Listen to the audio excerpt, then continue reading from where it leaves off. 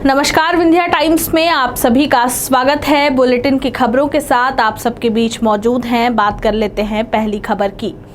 जनसंचार माध्यमों में रेडियो का विशेष महत्व रहा है। रेडियो के कार्यक्रम से लोगों का जुड़ाव कई दशकों से रहा, लेकिन रीवा जिले के साथ अब कुछ ऐसा हो रहा है जिससे लोगों में गुस्सा है। बघेली भाषा के कार्यक्रम रीवा रेडियो स्टेशन से बंद करा दिए गए। आकाशवाणी के रीवा केंद्र की प्रसारण सेवा में हुए बदलाव की वजह से बघेली बोली से जुड़े कार्यक्रम बंद किए जाने से लोगों में निराशा है।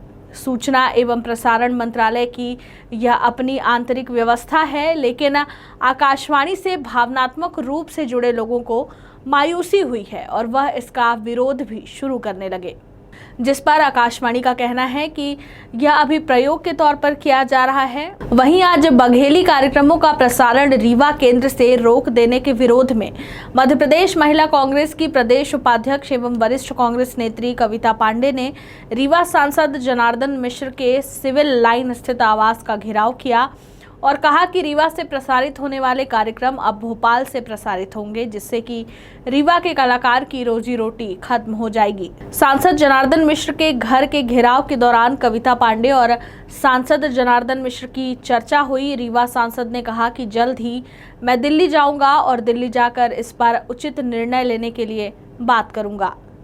वहीं बढ़ते हैं अगली खबर की तरफ। मध्य प्रदेश एवं भारत सरकार के द्वारा महात्मा गांधी राष्ट्रीय ग्रामीण रोजगार गारंटी अधिनियम के तहत बनाए जा रहे रीवा जिले के 116 अमृत सरोवरों का कार्य मशीनों एवं जेसीबी के द्वारा किया जा रहा है। आरटीआई कार्यकर्ता शिवानंद द्विवेदी एवं अगस्त क्रांति मंच के संयोजक कुंज बिहारी तिवारी ने बताया कि तालाब की लागत लगभग 22 लाख रुपए है, जिसमें 12 लाख रुपए मजदूरी एवं 10 लाख रुपए सामग्री के लिए रखा गया है।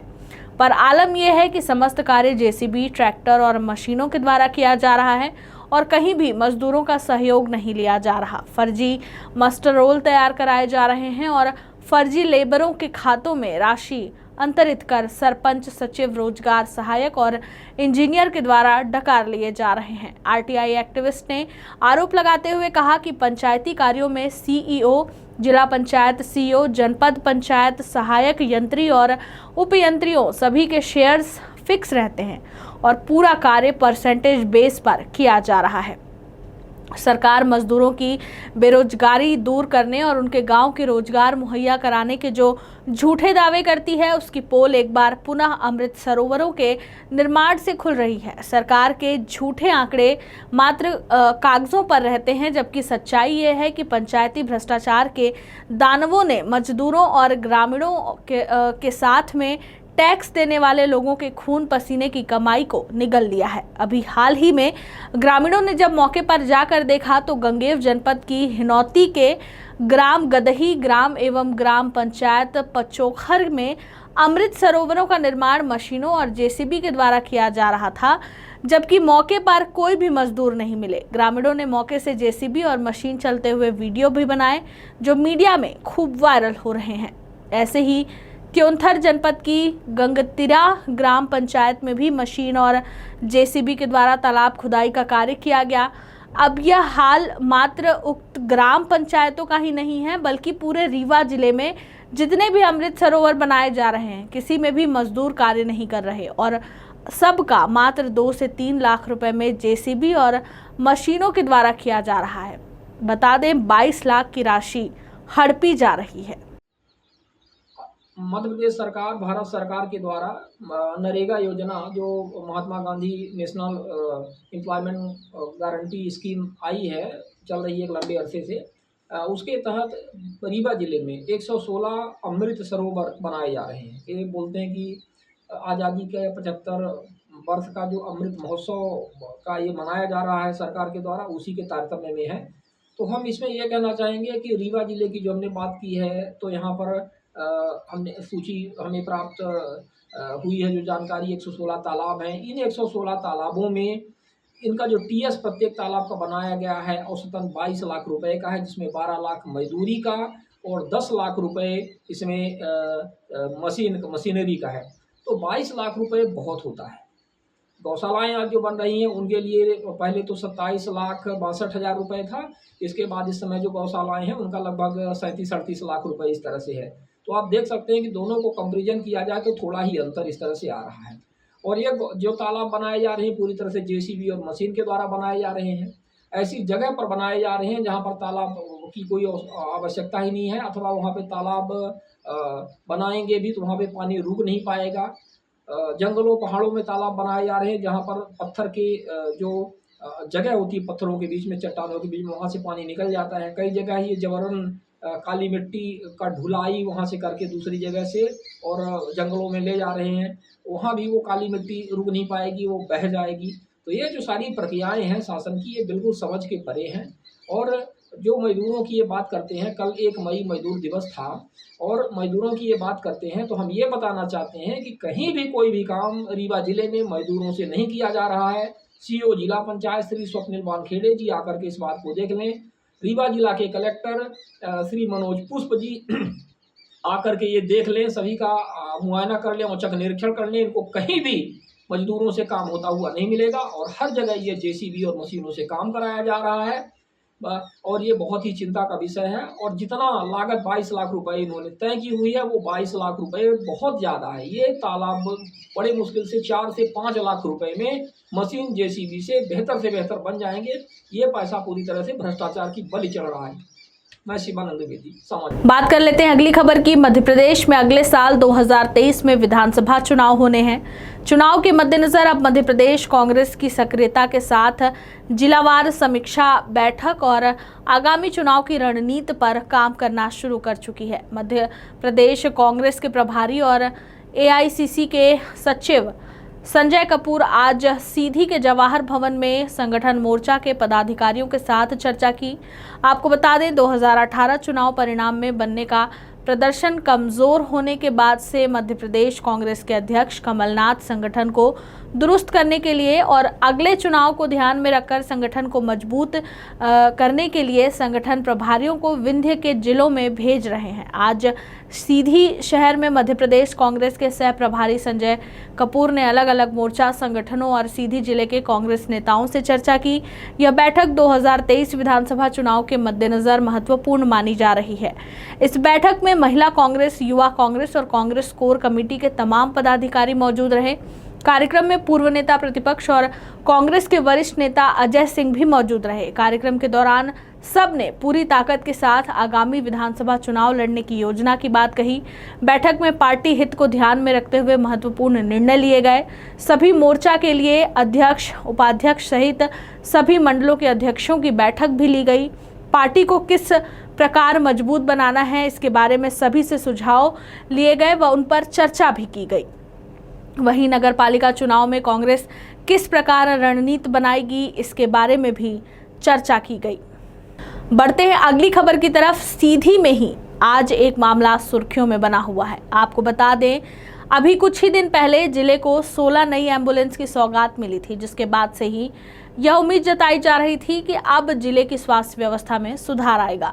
लेकिन अब यह मामला अलग ही दिशा में तूल पकड़ता हुआ दिखा और सीधी में एम्बुलेंस को हरी झंडी दिखाओ अभियान चल पड़ा। आपको बता दें, अभी कुछ ही दिन पहले सीधी विधायक केदारनाथ शुक्ला द्वारा 16 नई एम्बुलेंस को हरी झंडी दिखाकर उनके कार्यक्षेत्र में रवाना कर दिया गया था और उस कार्यक्रम में सांसद रीति पाठक नहीं आई थी। लेकिन अब मामले में एक नया मोड़ आ गया है।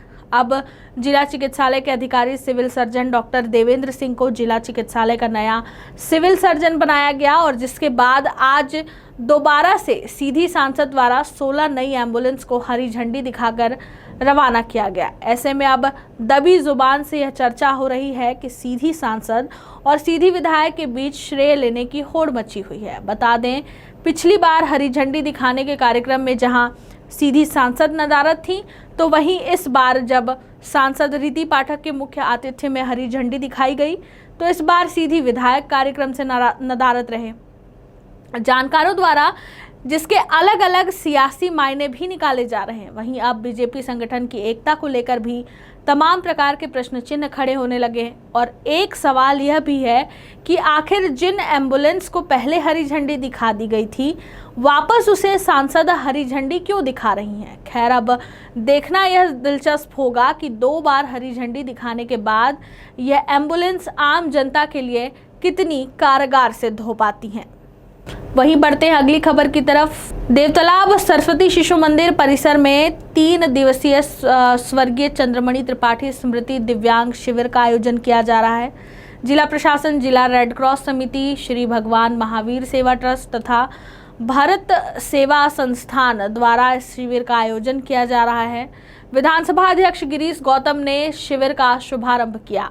शिविर में प्रथम दिन 276 दिव्यांगों का पंजीयन कर उनकी जांच की गई। इनमें 127 कृत्रिम उपकरण के पात्र पाए गए, जिन्हें विधानसभा अध्यक्ष ने कृत्रिम उपकरण प्रदान किए। इस अवसर पर विधानसभा अध्यक्ष ने कहा कि दिव्यांग किसी की दया के मोहताज नहीं है। उनके जीवन में दिव्यांगता के कारण जो भी कठिनाई है उसे दूर करने का प्रयास शिविर के माध्यम से किया जा रहा है। शिविर में आने वाले हर दिव्यांग को जांच के बाद उचित सहायता और कृत्रिम उपकरण दिए जा रहे हैं। वहीं विद्यार्थियों तथा नौकरी करने वाले अस्थिबाधित दिव्यांगों को मोटराइज्ड तिपहिया साइकिल शिविर के माध्यम से दी जाएगी। यदि किसी को शिविर में यह सुविधा नहीं मिली तो मैं अपनी विधायक निधि से इसकी व्यवस्था करूंगा। इस वर्ष की तरह अगले वर्ष भी दिव्यांगों के लिए निःशुल्क जांच और उपचार शिविर लगाया जाएगा। दिव्यांगों की सहायता के लिए मैं अपनी पूरी ताकत लगाऊंगा। विधानसभा अध्यक्ष ने कलेक्टर को प्रत्येक सोमवार आयोजित होने वाली मेडिकल बोर्ड की बैठक में सिविल सर्जन के अनिवार्य रूप से उपस्थित रहने तथा दिव्यांगों को तत्काल दिव्यांगता प्रमाण पत्र जारी करने के संबंध में व्यवस्था सुनिश्चित करने के निर्देश भी दिए हैं। वहीं बढ़ते हैं अगली खबर की तरफ। बाबा भोलेनाथ की पुण्य नगरी देवतालाब में अब नए नियम के साथ ही बाबा के दर्शन हो सकेंगे। बता दें, एक ही रात में बने रीवा जिले के देवतालाब मंदिर में अगर भगवान भोलेनाथ के दर्शन करने जाते हैं तो मंदिर में प्रवेश करने के लिए अब विधिवत ड्रेस कोड होगा। मंदिर परिसर के भीतर धोती पहने हुए पुरुष और साड़ी पहनी हुई महिलाओं की ही एंट्री हो सकेगी। अब भगवान भोलेनाथ की प्रसिद्ध देवतालाब मंदिर में नए नियम लागू होने जा रहे हैं। मंदिर परिषद की बैठक में ड्रेस कोड लागू करने का फैसला लिया गया। इस बैठक में स्थानीय विधायक, विधानसभा अध्यक्ष मध्य प्रदेश गिरीश गौतम भी मौजूद रहे। देवतालाब शिव मंदिर प्रबंध समिति की बैठक ग्राम पंचायत देवतालाब में आयोजित की गई, जिसकी अध्यक्षता विधानसभा अध्यक्ष गिरीश गौतम ने की। समिति ने सर्वसम्मति से मंदिर में प्रवेश करने के लिए ड्रेस कोड निर्धारित करने का प्रस्ताव पारित किया। प्रस्ताव के अनुसार मंदिर के बाहर से हर व्यक्ति को भोलेनाथ के दर्शन मिलेंगे, लेकिन मंदिर के अंदर प्रवेश करने के लिए पुरुषों को परदनी यानी कि धोती और महिलाओं को साड़ी पहनना आवश्यक होगा। भगवान के दर्शन के लिए परिसर में LED स्क्रीन लगाई जाएगी। इस दौरान विधानसभा अध्यक्ष ने कहा कि देवतालाब के शिव मंदिर परिसर का पूरी तरह से विकास किया जाएगा। शिवरात्रि में यहाँ 3 दिवसीय शिव विवाह उत्सव का आयोजन होगा। भगवान भोलेनाथ की बारात निकालने के साथ अन्य कई कार्यक्रम आयोजित किए जाएंगे। आज के लिए बस इतना ही। बने रहिए विंध्या टाइम्स के साथ।